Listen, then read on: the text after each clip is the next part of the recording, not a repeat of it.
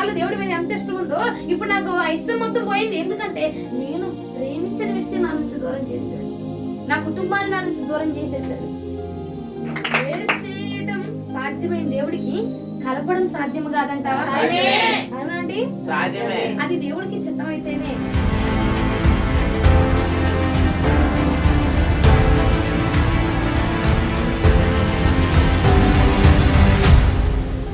లేవ్యాకాండము 20వ అధ్యాయము 26వ వచనం సత్యాన్ని చేద్దాం.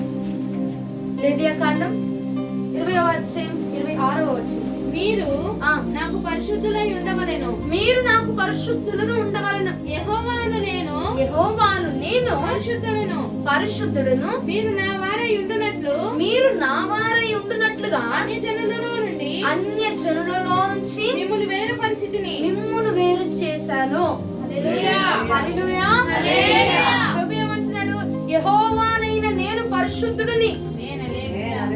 కాబట్టి మీరు కూడా, నా జనులైన మీరు కూడా పరిశుద్ధులుగా ఉంచబడడానికి ఏం చేశాను? నేను అన్య జనులలో నుంచి నేను మిమ్మల్ని ఏం చేశారట?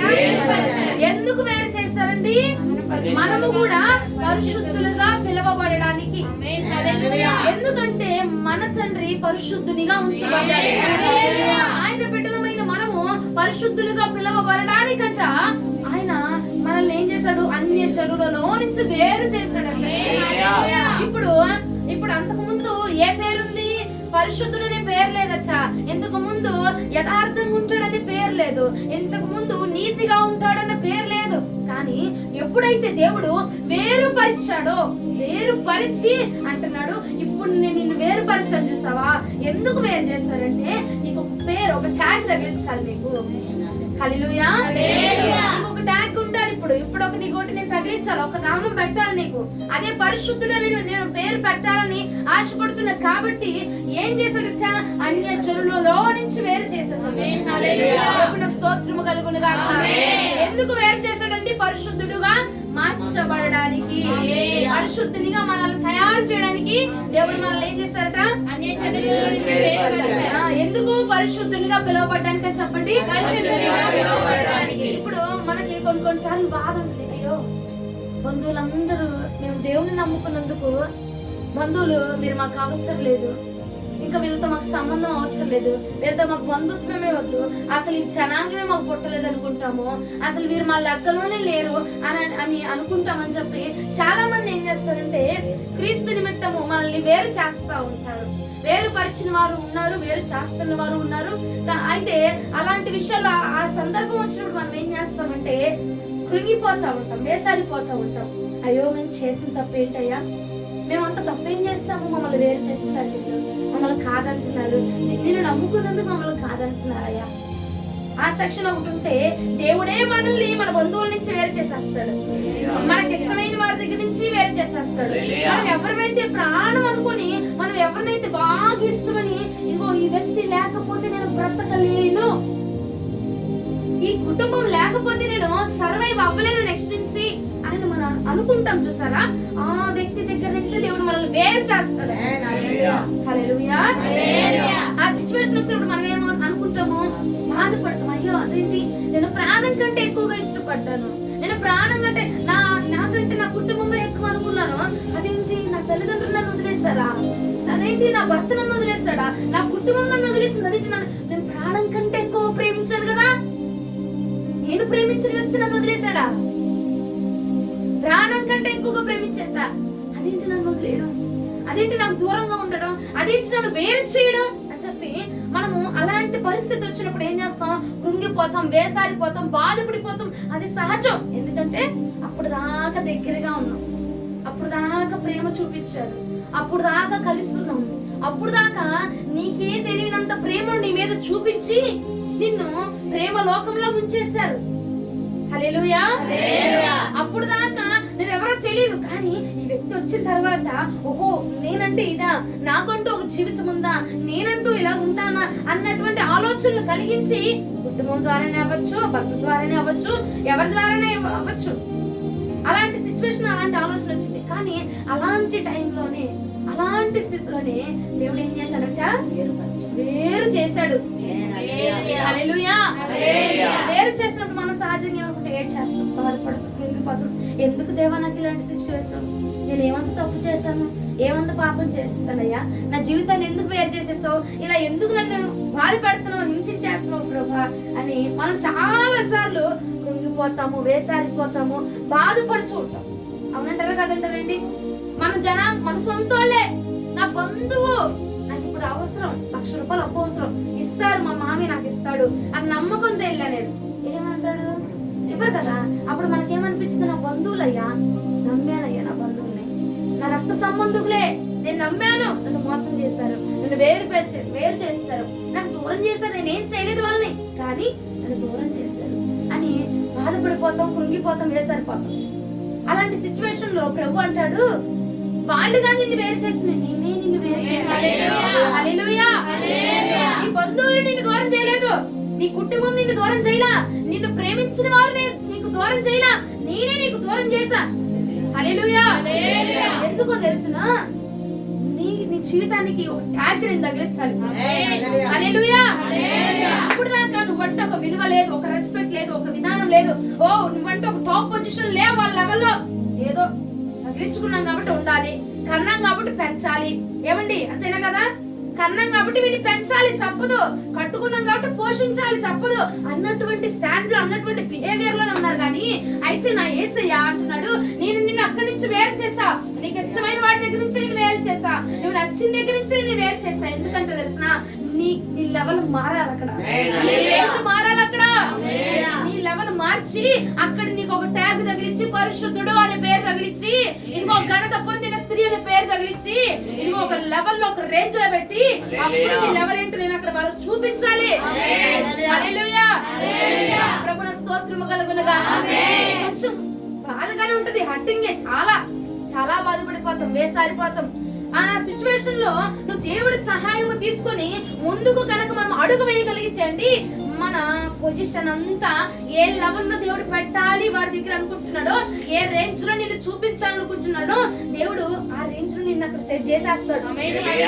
అది నువ్వు దేవుడు మాట వినకుండా, ఏంటో నా దౌర్భాగ్యపు బతుకు, ఏంటో ఈ నా జీవితము, నేను నమ్ముకున్నాను, వదిలేశాను, ఏమైంది, నేనేమంత తప్పు చేశాను, దేవుడు కూడా నన్ను మోసం చేసేసాడు, దేవుడు కూడా నన్ను అన్యాయం చేసేసాడు అన్నటువంటి సిచ్యువేషన్ లోకి వెళ్ళి ఆ మాటలు మాట్లాడితే ఇక మన మారదు. మనకు ఏ దేవుడు పెట్టాలనుకుంటున్నాడు పేరు రాదు, ఒక ట్యాగ్ రాదు. ఇప్పుడు దాకా నువ్వు ప్రేమించిన వారి దృష్టిలో గాని, నీ కుటుంబం దృష్టిలో గాని నువ్వు ఒక పనికిరాని పాత్రగా ఉన్నావు. అయితే దేవుడు అనుకున్నాడు, ఒరే ఈ పాత్ర ఈ కుటుంబంతోనే కలిసి ఉందనుకో, ఎప్పటికీ ఇది పనికిరాని పాత్రగానే ఉండిద్ది. హల్లెలూయా. కాబట్టి నేను ఇప్పుడు ఏం చేయాలా? ఈ పనికిరాని పాత్రను పక్కగా తీసి, దాన్ని నేను సరిచేసి, దాన్ని నేను సెట్ చేసి, దానికి ఎంత అందం ఇవ్వగలను నా సాయశక్తుల ప్రయత్నం చేసి, హల్లెలూయా, దాన్ని ఎంత మౌల్డ్ చేయగలను అంతగా నేను ప్రయత్నం చేసి దాన్ని మౌల్డ్ చేస్తే, ఎక్కడైతే పనికిరాని పాత్ర అని పేరు వచ్చింది చూసావో, అక్కడే ఇది ఘనమైన పాత్ర బాబు, అప్పుడు తెలియలేదు, ఇది రేంజ్ అప్పుడు తెలియలేదు అన్నటువంటి ట్యాగ్ ని పేరు ప్రభువారు నిన్ను వేరు పరిచేశారు.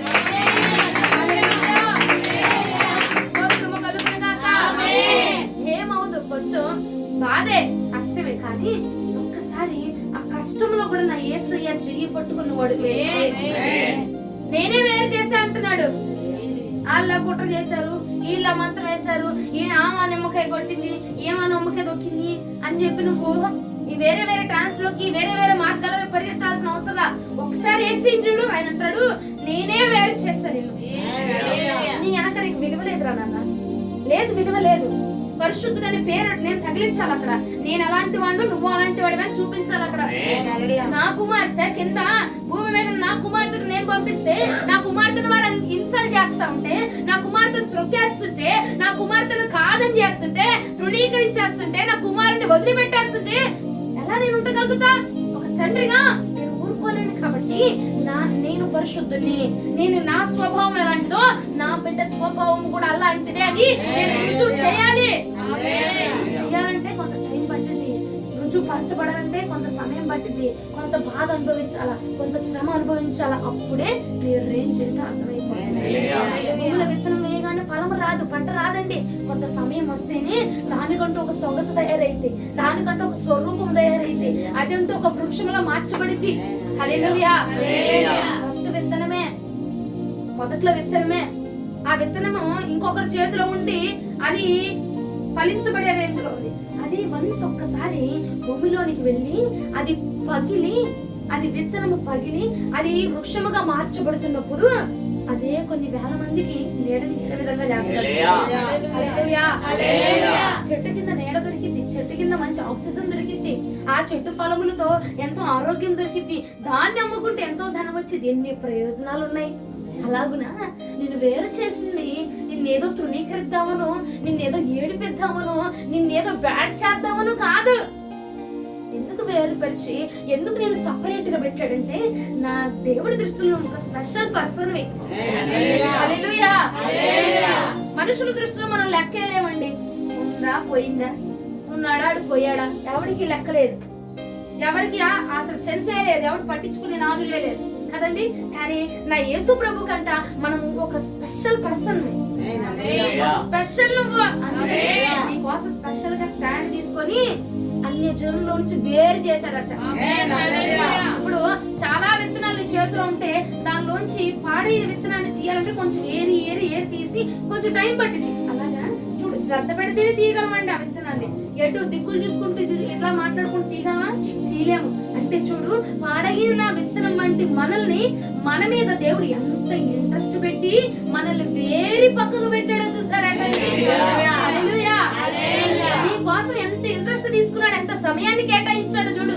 అంటే మనం అంటే దేవుడికి ఎంత ప్రేమో. ఒక స్పెషల్ పర్సన్ కాబట్టి నేను వేరుపరిచాడు. అందరిని వేరు చేయడు దేవుడు, అందరిని పక్కన పెట్టడు, అందరికి ఒక లెవెల్ ఇవ్వడు. నీవు ఒక స్పెషల్, నువ్వు ఒక ప్రాముఖ్యమైన వ్యక్తివి. నువ్వంటూ నా దేవుడికి ప్రియురాలివి. హల్లెలూయా. ప్రియురాలి ఇక్కడ బానే ఉంది, బాగానే ఉంది కమ్మా, నేనంటే ఇష్టం బానే ఉంది. ఎందుకు వేరు చేస్తారంటే నీ లెవెల్ మార్చాలి నాన్న.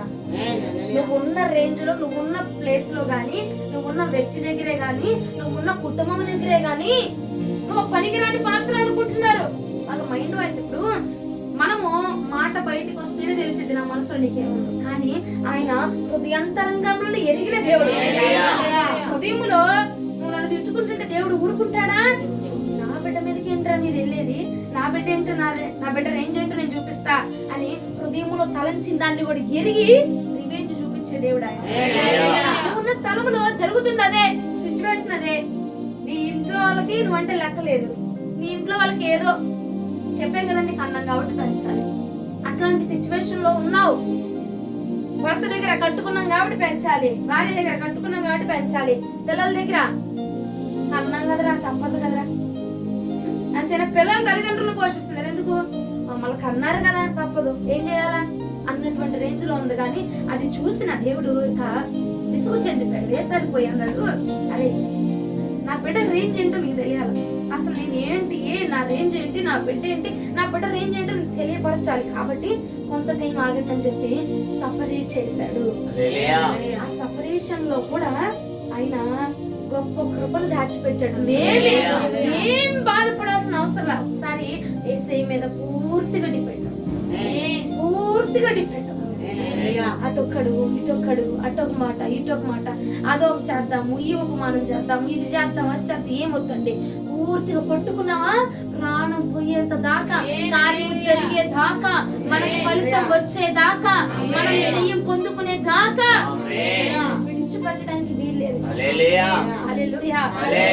ప్రభువునకు స్తోత్రము కలుగునుగా. వేరు చేసింది ఎందుకో కాదు, నీ వెనక ట్యాగ్ రావాలి, అక్కడ నిన్ను ఒక ఘనమైన వ్యక్తిగా చూపించాలి.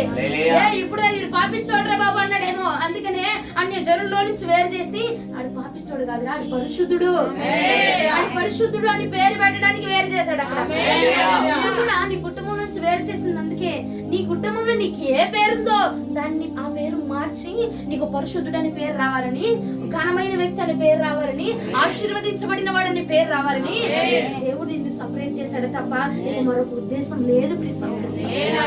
హల్లెలూయా. స్తోత్రము కలుగునుగా, స్తోత్రము కలుగునుగా.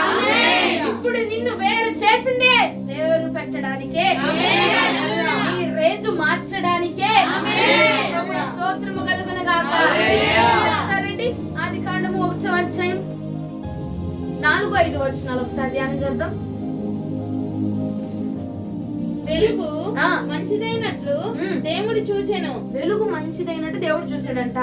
దేవుడు వెలుగును చీకటిని వేరుపరిచెను. ఏం చేశాడు? ఆగండి. వెలుగుని చీకటిని ఏం చేశాడు? ఏం చేశాడు? సపరేట్ చేసేసాడు, వేరు చేస్తాడు. అవునండి. ఏం చేశాడు? మరలా చెప్పండి. వేరుపరిచాడు. వెలుగుని చీకటి ఎలా ఉన్నాయి? వెలుగు చీకటి రెండు కలిసిపోయి ఉన్నాయి.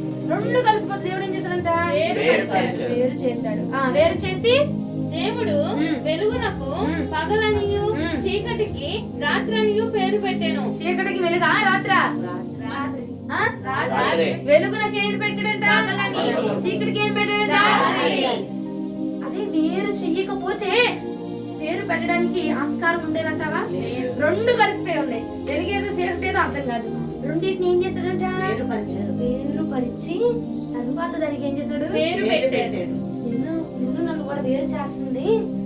కొన్ని సంబంధాల నుంచి, కొంతమంది మనుషుల దగ్గర నుంచి, కొన్ని రిలేషన్స్ దగ్గర నుంచి వేరు చేస్తుంది దేవుడు. ఎందుకు అనుకోబాక నీకు ఒక పేరు పెట్టాడు.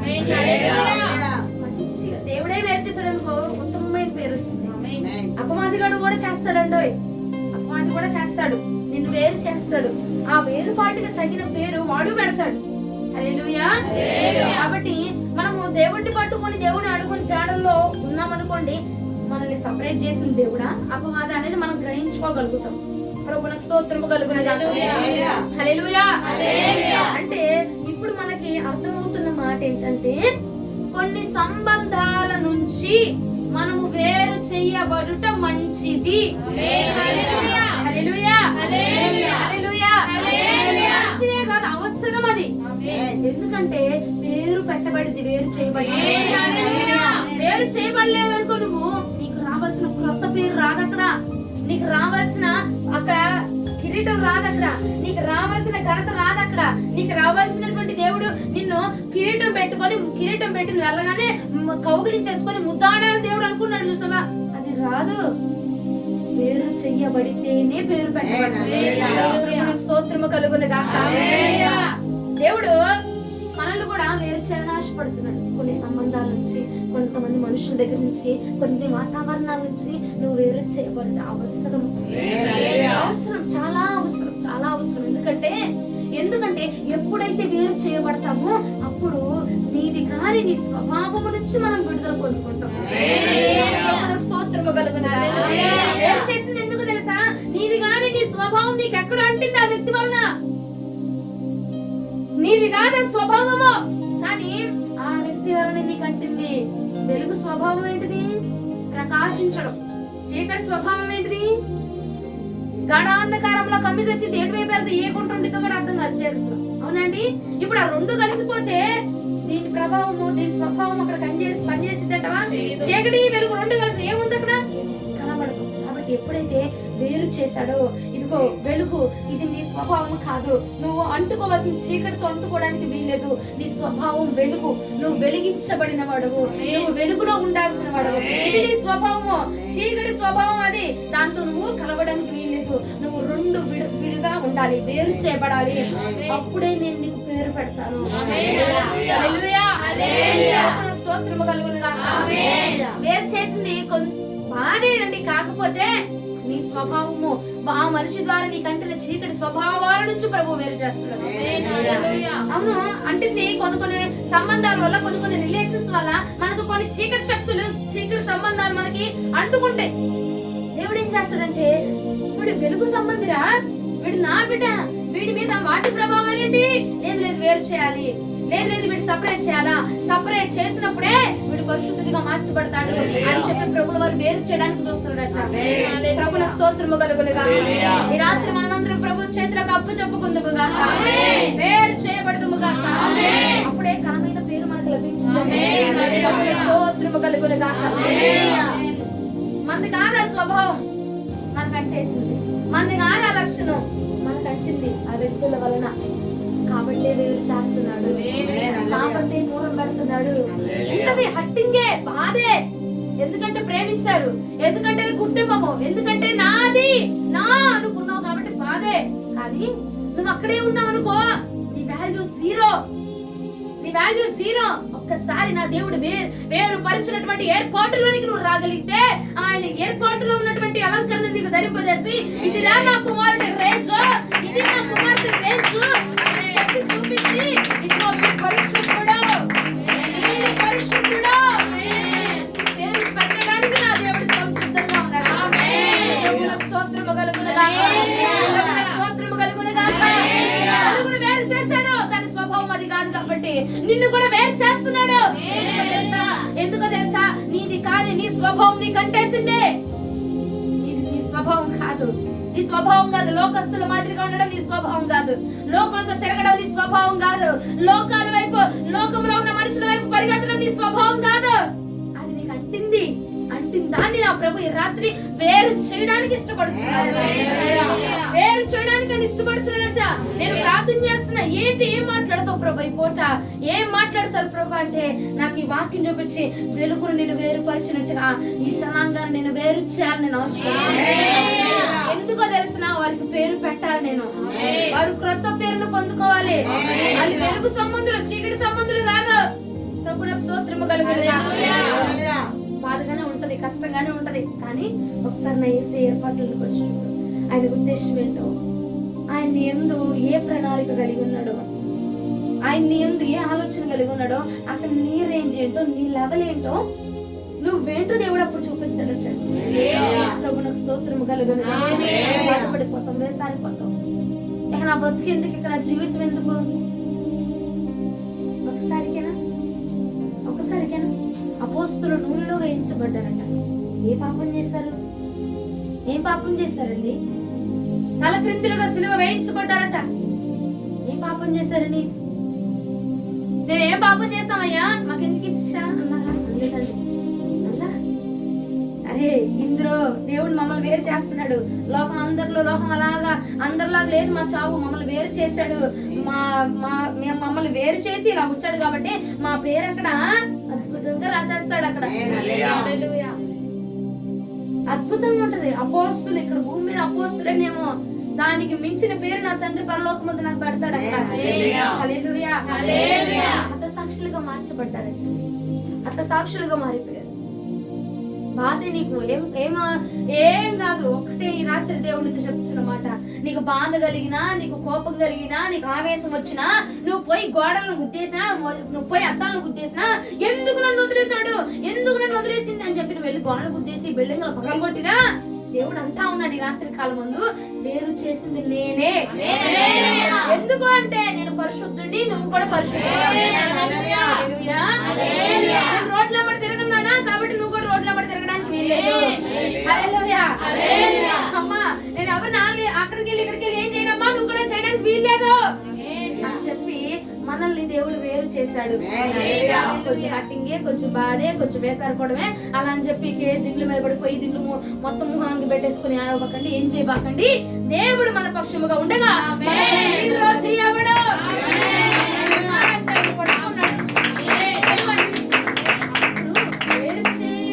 సాధ్యమైన దేవుడికి కలపడం సాధ్యం కాదంటావా? అవునండి, అది దేవుడికి చిత్తమైతేనే. దేవుడి చిత్తమైతే దేవుడు ఇప్పుడు అరే బాబు చిత్తం కాదు కాబట్టే వేరు చేశాడు. అట్లా వెలుగు చీకటి కలిసి ఉన్నాయి. ఫస్ట్ ఎందుకు వేరు చేశాడు? నాకు ఇష్టం లేదు అట్లా, నీది కానీ నీ స్వభావం దానికి నీకు అంటేసింది కాబట్టి వేరు చేశాడు. వేరుపరిచినప్పుడు మళ్ళా కలుపుతావయ్యా. వేరుపరచబడినప్పుడు కలపడు. పరిశుద్ధుడని పేరు పెట్టాలి అక్కడ, పరిశుద్ధుడని పేరు రావాలి అక్కడ. ప్రభువునకు స్తోత్రము కలుగును గాక. ప్రభువునకు స్తోత్రము కలుగును గాక. కాబట్టి వాక్యములాగే చూడండి, వాక్యములాగే చూడండి. మరలా దేనికో ట్రాన్స్లేట్ చేసుకొని, మరలా దేనికో తగిలించుకొని, దాన్ని దేనికో పెట్టుకొని, ఓహో ఇదా అందుకే చెప్పారా అన్నటువంటి వార్తలు వద్దు.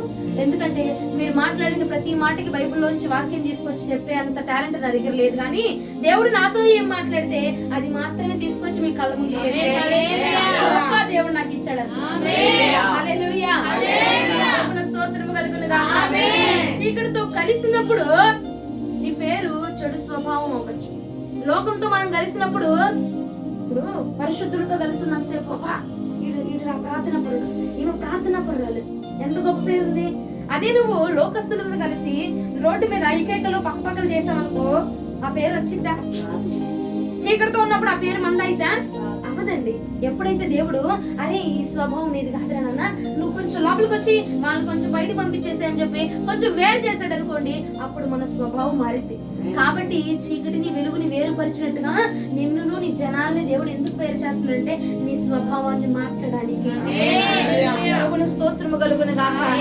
ఎప్పుడు వెలుగుగా మారుస్తాడు దేవుడు. ఎప్పుడైతే చీకటి నుంచి నువ్వు తప్పుకుంటావో అప్పుడు వెలుగుగా అవుతాం. చూడండి ఆదికాండం 37వ అధ్యాయం.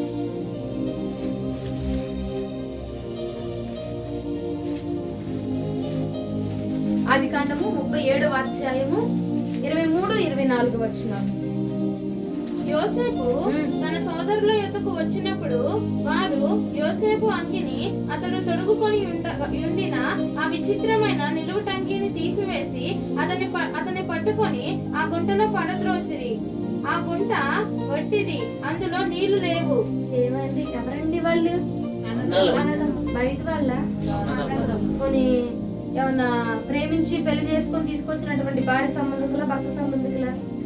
రక్తం, సొంత రక్తం అండి. సొంత రక్తం ఏం చేశారంట? సొంత రక్తాన్ని తీసుకెళ్లి గోతులో పడేశారంట. అంటే వీడు మా అవసరం లేదు, వీడెవడో మాకు తెలియదు, వీడెవడో మాకు తెలియదు, వీడు అవయవాలు చూడు మా అవయవాలు చూడు, వీడి రంగు చూడు మా రంగు చూడు అని మళ్ళా వాళ్ళు కూడా కొంచెం సపరేట్ చేస్తారు చూస్తావా? అలాగా వాళ్ళు కూడా ఏం చేశారంట, వాడు మాకు వద్దు, వాడు ఎవడో మాకు తెలియదు, ఎవడో గుంట్లో పడిపోయాడు అని చెప్పి వాళ్ళకి అమ్ముకొని ధనం తీసుకుని వెళ్ళిపోయారు. సొంత రక్తని వేరు చేశాడు, పడ్డాడు. యోసేపు కూడా బాధపడ్డాడు. నా అన్నలు, అన్న నా సొంత అన్నలు, నా రక్త సంబంధకులు నన్ను దూరం చేసేసారని చెప్పి బాధపడ్డాడు, హట్టయ్యాడు, బాధకు గురయ్యాడు, వేసారిపోవచ్చు, కృంగిపోవచ్చు. కానీ జరిగింది దేవుడు చెప్పిన దర్శనం చొప్పున. దేవుడు ఎందుకు వేరు చేశాడు? దేవుడు నాకు దర్శనం చూపించాడు కదా, దానికోసం ఏమన్నా వేరు చేశాడేమో అని చెప్పి ఆ మాట ప్రకారంగా నడుచుకున్నాడు. కానీ నువ్వు నాకు ఎందుకు దూరం చేశావు అన్న మాట రాలేదండి, అన్న మాట రానివ్వలేదు యోసేపు. సహోదరుడా, మనలాగే యోసేపును కూడా రక్త సంబంధికులు దూరం పెట్టారు. నీలాగే సొంత వారే కాదన్నారు, నీలాగే అప్పు చేర్చుకున్న వాళ్ళే కాదనేసారు, మొత్తం బలవంతంగా తీసుకెళ్లి గుంటలో పడేశారు. కానీ నా యేసయ్య వేరు చేశాడు. ఇంకో యోసేపు పేరును మార్చేశాడు. హల్లెలూయా. యోసేపుకు కొత్త పేరు పెట్టారు కదా, తెలుసా?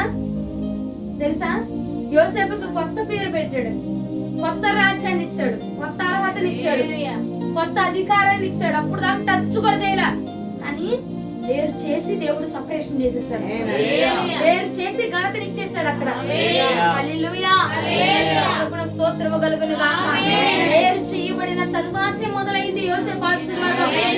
ఈ ఆశీర్వాదము కూడా ఈ రాత్రి నుంచి నా ప్రభు చేతికి అప్పచెప్పబడితే, నువ్వు వేరు చేయబడితే అప్పుడు మొదలవుతుంది నీ ఆశీర్వాదం.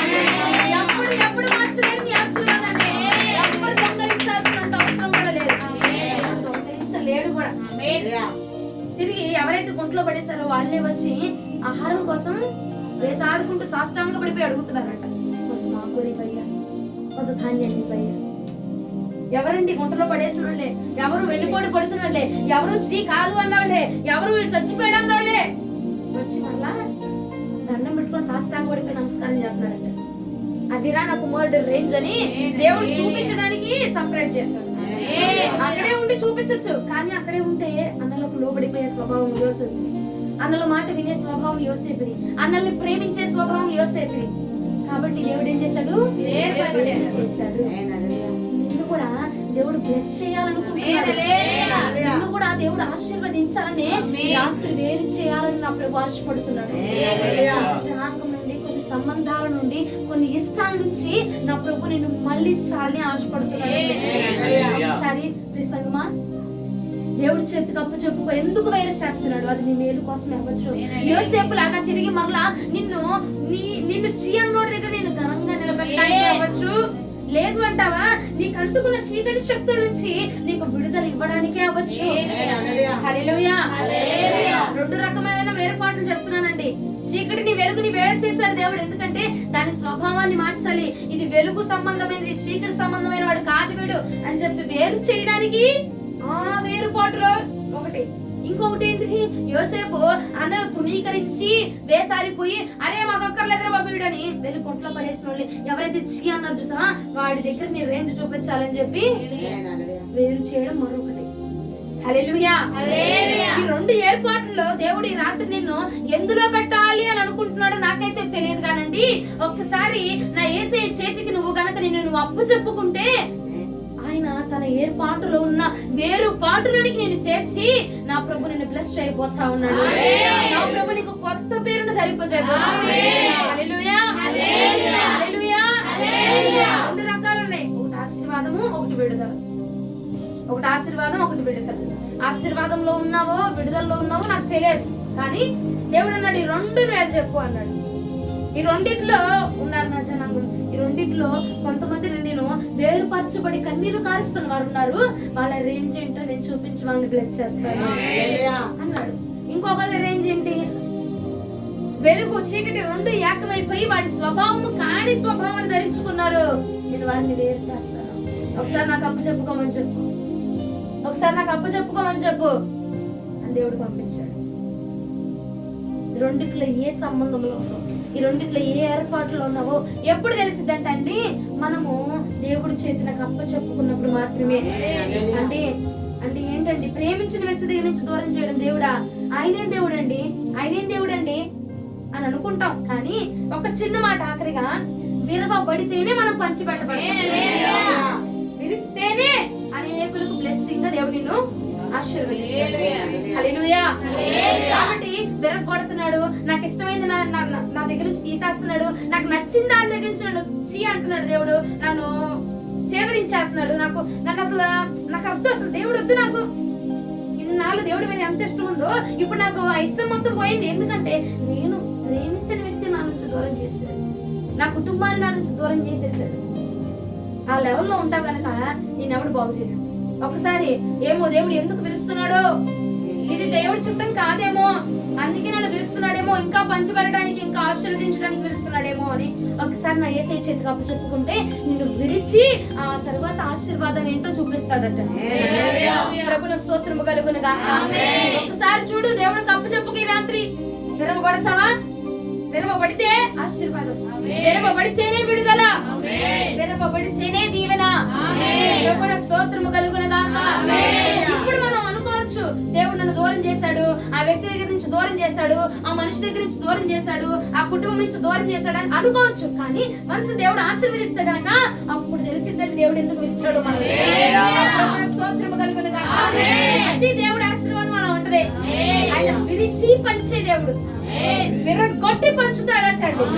ప్రభువుకు స్తోత్రము కలుగును గాక. రెండు ఏర్పాట్లు ఎవరైతే ఉన్నారో నాకు తెలియదు, కానీ ఈ రాత్రి దేవుడు ఒకటే అన్నాడు, నీవు గనక ఆయనకు అప్ప చెప్పుకుంటే వేరు చేయబడ్డా ఆల్రెడీ నిన్ను బ్లెస్ చేయబోతున్నాడు. వేరు చేయబడ్డ ఆల్రెడీ నిన్ను విడిపించబోతున్నాడు. వేరు చేయబడుతున్నావు ఈ రాత్రి, దేవుడు నిన్ను బ్లెస్ చేయబోతున్నాడు. వేరు చేయబోతున్నావు ఈ రాత్రి, వేరు పరపోతున్నావు ఈ రాత్రి, దేవుడు నిన్ను విడవబోతున్నాడు. దేవుడు నీకు విడుదల ఇవ్వబోతున్నాడు. స్తోత్రము కలుగును గాక. లాస్ట్ ఒక మాట చూడండి, ప్రకటన గ్రంథం 3వ అధ్యాయం 12వ వచనం.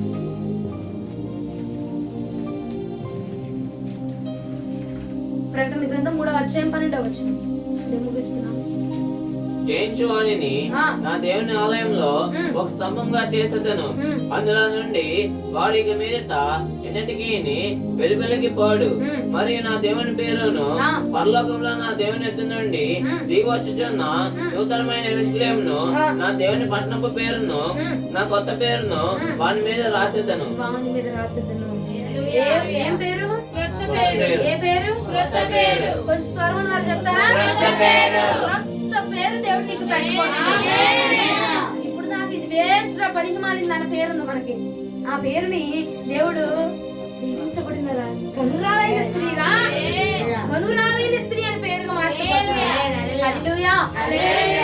స్తోత్రము కలుగును గాక. ఆ రకంగా దేవుడు మనకు క్రొత్త పేరుని ఈ రాత్రి మనకి అలంకరించాలంటే ఫస్ట్ ఆఫ్ ఆల్ మనం ఏమవ్వాలి? వేరు చేయబడాలి. వేరు చేయబడాలి. వేరు చేయబడ్డం అంటే ఎలాగా? మీరు కప్పు తీసుకున్నాడు, బాధలు వేరు చేసుకున్నావా? దేవుడికి అప్పు చెప్పుకోండి. దేవుడు నిన్ను వేరు చేస్తాడు. వేరుపాటు ఆశీర్వాదానికి గుర్తు, వేరుపాటు విడుదలకి గుర్తుగా. ఇందులో ఉన్నాము. దేవుడి మాటను ధిక్కరించదు ప్రసంగమా. దేవుడు చెప్తున్నారు, ఈ రాత్రి నేను 21 రోజులు ఉపవాస ప్రార్థనలో ఉండగా మొదటి రోజు నేను ఆ గదిలో ఉండి ప్రార్థన చేస్తాంటే ఈ రోజు దేవుడు నాతో మాట్లాడాడు. వేరు చేయబడవలసిన జనాంగం ఉన్నారు. నేను వేరు పరిచేది ఎందుకో తెలుసా? నేను పేరు పెట్టడానికే. పేరు పెడుతున్నాను వాళ్ళకి, నూతనమైన క్రొత్త పేరు పెట్టబోతున్నా. కాబట్టి వాళ్ళు నాకు అప్పు చెప్పుకోమను. నేను వాళ్ళని వేరు చేసి ఆశీర్వాదానికి వారసుడైతే ఆశీర్వాదానికి వారసులని పేరు పెడతా. వాడు విడుదల కరువుడైతే విడిపించబడాలి, విడుదల పొందదగిన వాడిని పేరు పెడతా. పంపించాడు. ఈ 2 కేటగిరీస్ లో ఎందులో ఉన్నామో తెలియదు కానీ ఒకటే చెయ్యి రాత్రి దేవుడి చేతులకు అప్పు చెప్పయ్యా, నన్ను వేరు చెయ్యండి ప్రభా. నన్ను వేరు చేస్తా అని చెప్పారంట కదా, నన్ను వేరు చెయ్యండి ప్రభా అన్ని కనుక నువ్వు ప్రార్థన చెయ్యగలిగితే నా ప్రభు నిన్ను వేరు చేసి ఆశీర్వదించబోతున్నాడు. నిన్ను వేరు చేసి విడిపించబోతున్నాడు. నిన్ను విరిచి పంచి పెట్టబోతున్నాడు. స్తోత్రము కలుగును గాక. ఎంతమందికి అర్థమైంది?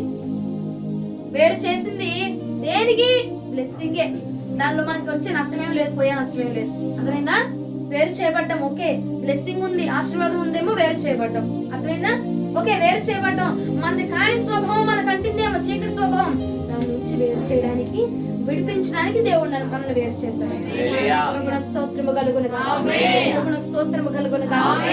చాలా సందర్భాల్లో మనం బాధపడతా ఉంటాం. నా బంధువులే, నా రక్తమే, నా సొంత వాళ్ళే. అయ్యా, నేను ఎప్పుడో వాళ్ళకి నా దగ్గర ఉన్నప్పుడు చాలా బాగా హెల్ప్ చేశా, చాలా బాగా ప్రేమించా. కానీ ఇప్పుడు నాకు విరోధులైపోయారు, నన్ను పట్టించుకోవట్లేదు అని మనం బాధపడతాం. కానీ ఆదికాండం 1:4 దేవుడు క్లియర్ గా చూపించేస్తారు చూడండి. వేరు చేసి పేరు పెట్టే దేవుడు అంటే వేరు చేసి పేరు పెడతాడు. రేపు అవసరం నీ బంధువుల దగ్గర నీకు ఘనమైన పేరు పెట్టే రోజు ఉందో దేవుడు సపరేట్ చేస్తాడు. అందుకే నిన్ను వేరు చేస్తాడు. ఏమండి, నీది కానీ నీకు చీకటి శక్తులు నిన్నంటి ఆవరించి నిన్ను వాటిని ఏకం చేయాలని చూస్తున్నాయేమో, ఆ చీకటి సంబంధంలోనికి నిన్ను లాగాలని అపవాది చూస్తున్నాడేమో. కాబట్టి నా ప్రభు ఈ రాత్రి వేరు చేయాలని చూస్తా ఉన్నాడు. ఈ వాక్యాన్ని ఆలకించి ఆయనకు సమర్పించుకోగలిగితే గనక దేవుడు నిన్ను వేరు చేసి బ్లెస్ చేయబోతున్నాడు, వేరు చేసి విడిపించబోతున్నాడు. ప్రభువునకు స్తోత్రము కలుగును గాక. వాక్యం ప్రభు మనందరిలో దీవించి ఆశీర్వదించి అభివృద్ధి చేసి ఫలింప చేయనుగా.